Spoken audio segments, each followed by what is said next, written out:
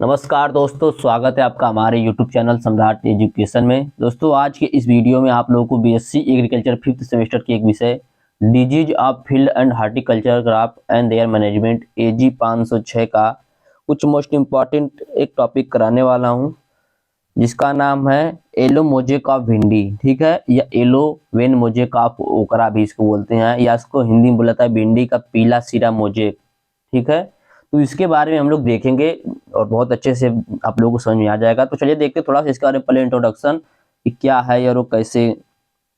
तो यह भिंडी का सर्वाधिक हानिकारक विषाणु जनित रोग है। ठीक है, तो ये जो एबेलमोस्कस एस्कुलेंटस है ना, या इसका भिंडी का बोटेनिकल नेम होता है। ठीक है, तो यह भिंडी का सर्वाधिक हानिकारक विषाणु जनित रोग है। कौन? भिंडी का पीला सिरा मोजेक। ठीक है, भारत में सबसे पहले यह रोग 1940 में महाराष्ट्र में उत्पल एवं उनके साथियों ने, उसके बाद बिहार में झा एवं मिश्रा ने वर्ष 1955 में इस रोग को भिंडी पर पाया था। ठीक है, यह जो रोग है आप लोगों का भिंडी का पीला मोजेक रोग, यह इस रोग को सबसे पहले 1940 में महाराष्ट्र में उत्पल एवं उनके साथियों ने, उसके बाद बिहार में झा एवं मिश्रा ने 1955 में इस रोग को भिंडी के ऊपर पाया था। आजकल यह रोग भिंडी उगाने वाले सभी क्षेत्रों में व्यापक रूप से पाया जाता है।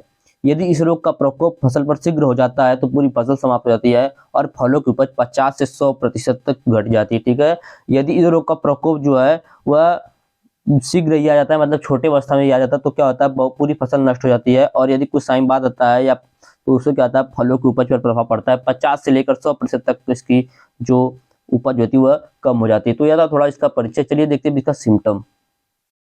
तो इस रोग के मुख्य लक्षण भिंडी की पत्तियों पर दिखाई देते हैं। जो पीला रोग है भिंडी का पीला सिरा मोजेक रोग, इस रोग का जो लक्षण है वह भिंडी की पत्तियों पर दिखाई देता है। विषाणु के कारण पत्तियों में सिरा उद्मानस हो जाता है। वेन क्लियरिंग के साथ साथ सिरा हरिमाहीनता होता है। ठीक है, सिरा क्या होता है? हरिमाहीनता होता है। पत्ती पर चमकीली एवं पीली सिराओं का जाल अधिक स्पष्ट हो जाता है। पत्ती जो होती है, आप जैसे देखिए भिंडी का पत्ती रहेगा ना, जैसे मान लीजिए, थोड़ा सा बनाने नहीं आता चित्र में, जैसे बना दे रहा हूँ।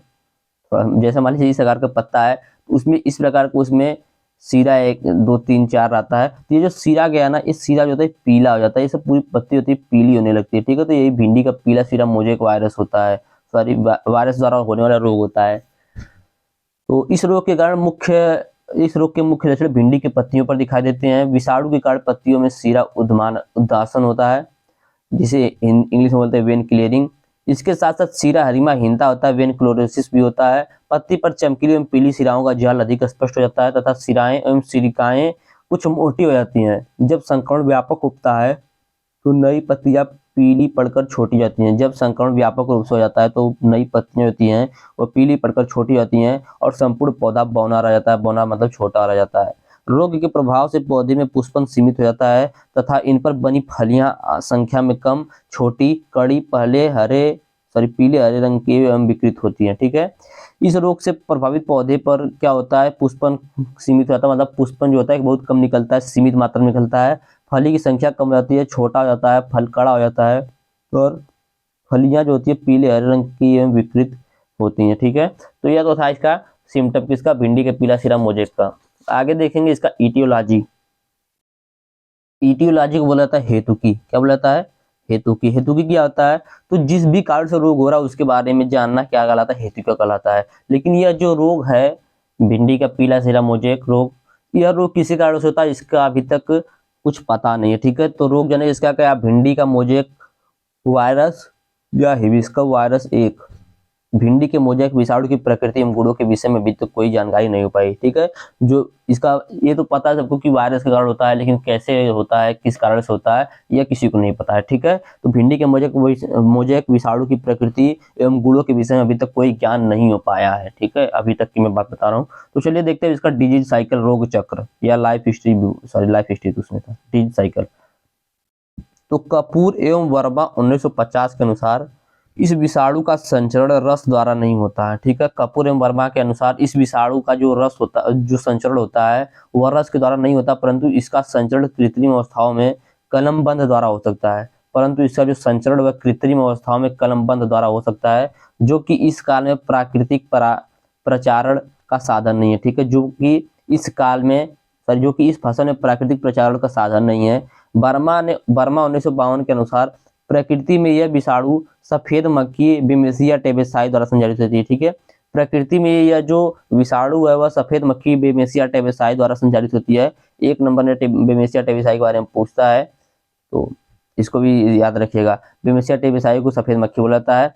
तो यह जो रोग होता है, यह विषाणु सफेद मक्खी बेमेसिया टेबेसाई द्वारा संचालित होती है, मतलब एक पौधे से दूसरे पौधे पर पहुंचाई जाती है। यह मक्खी भिंडी पर पाई जाती है और मोजेक रोग से पीड़ित पौधे से विषाणु को लेकर स्वस्थ पौधे में पहुंचाती है। यह जो मक्खी होती है भिंडी पर पाई जाती है और मोजेक रोग से पीड़ित पौधे से विषाणु को लेकर स्वस्थ पौधे में पहुंचाती है। इस प्रकार इनके द्वारा रोग फैला दिया जाता है। भिंडी के अतिरिक्त यह विषाणु कुछ खरपतवार जैसे क्रोटन, स्पिरसीफ्लोरा, मालवेस्ट्रम, ट्राइकोस्पेडम और एजेरेटम वंश की जाति इत्यादि पर संक्रमण करने का आश्रय लेता है। इन खरपतवारों पर से विषाणु को सफेद मक्खियों द्वारा भिंडी की फसल पर पहुंचाया दिया जाता है।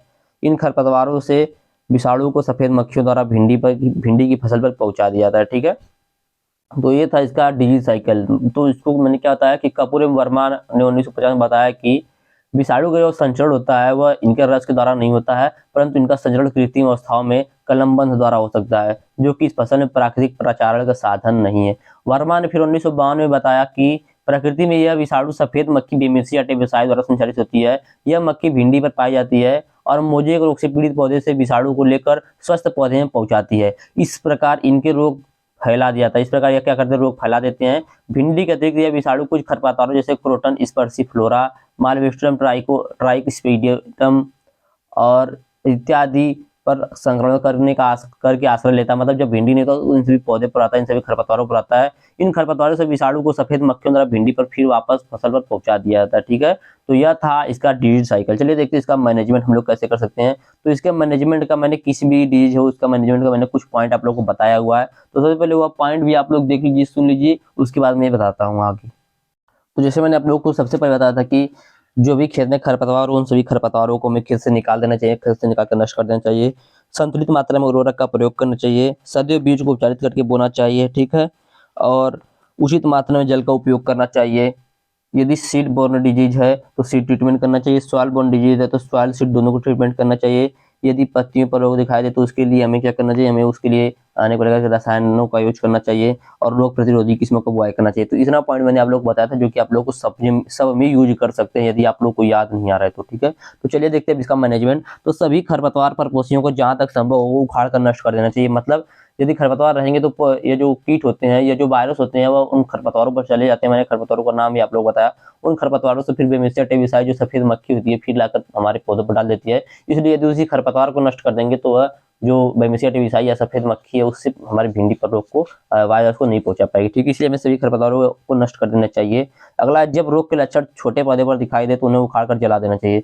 जब भी लक्षण इस रोग के छोटे पौधे पर दिखाई दे तो उन्हें उखाड़ कर जला देना चाहिए। अगला पॉइंट है, सफेद मक्खियों से फसल की सुरक्षा के लिए 0.3% फालिडॉल या डेमिक्रॉन 100 ईसी एवं नुमान 100 ईसी 1 मिलीलीटर 3 लीटर जल के एक संबंधी एक मिश्रण का छिड़काव करना चाहिए। ठीक है, क्या बोला, सफेद मक्खी से फसल की सुरक्षा के लिए 0.3% फालिडॉल या डेमिक्रॉन 100 ईसी या नुमान 100 ईसी को 1 मिलीलीटर 3 लीटर जल में मिलाकर छिड़काव करना चाहिए। ठीक है, अगला पॉइंट है, प्रतिरोधी किस्मों का ही प्रयोग करना चाहिए। प्रतिरोधी किस्म का हमें प्रयोग करना चाहिए। हांडा एवं गुप्ता ने भिंडी की 14 कृषि प्रजातियों का तुलनात्मक मूल्यांकन किया, जिनमें से परभानी क्रांति कृषि प्रजाति सबसे अधिक विषाणु प्रतिरोधी पाएगी। कौन सी, परभानी क्रांति।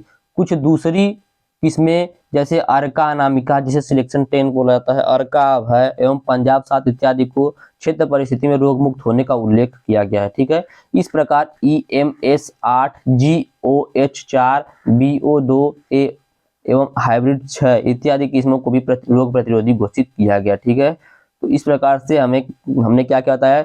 और देखिए इसमें आप लोग और पॉइंट ऐड कर सकते हैं कि हमें संतुलित मात्रा में उर्वरक का प्रयोग करना चाहिए। ठीक है, उचित मात्रा में उर्वरक का प्रयोग करना चाहिए और सदैव बीज को उपचारित करके बोना चाहिए। उचित मात्रा में जल का प्रयोग करना चाहिए। इन सभी बातों को आप लोग सब में यूज कर सकते हैं। तो यह था आप लोगों का भिंडी का पीला सीरा मोजेक वायरस रोग, जो कि बार बार पूछ लेता है।